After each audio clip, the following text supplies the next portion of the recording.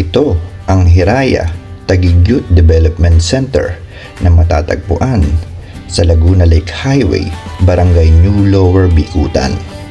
Ito ay pinasinayaan noong April 30, year 2025 ng ating Taguig Local Government, katuwang ang isang non-profit organization na Love Yourself Incorporated. Ito ay tinayo para sa mga kabataan. At doon nga ay dinaluhan ito ng dating Miss Universe na si Miss Pia Wurzbach at syempre ang mga kabataan mula sa Taguig Youth Development Office.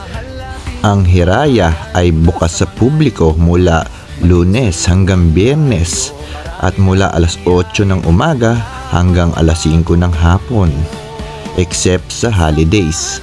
Maraming nakahandang mapaglilibangan para sa mga kabataan sa loob ng Hiraya, gaya na lang ng library, mga indoor activities gaya ng billiards, table tennis, board games at hockey, at syempre marami pang iba. Marami ring nakahandang mga programa ang Taguig Youth Development Office para sa mga kabataan na matuwid ang landas at gabayan ang mga ito.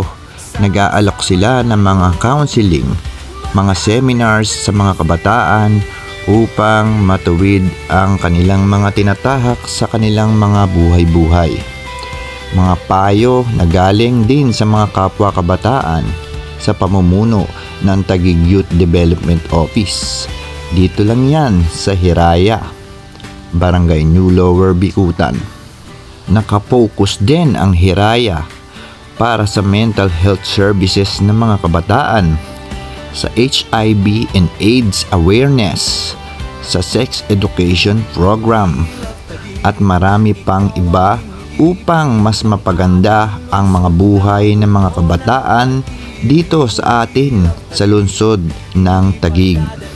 Ang Hiraya, ang pundasyon ng mga kabataan na inihandog ng ating pamahalaan lungsod ng Taguig para sa mga kabataang Taguigenyos. Pasasalamat sa ating mahal na punong lungsod, Mayor Ate Lani Cayetano, sa pagtayo ng mga gantong mga programa at establishmento.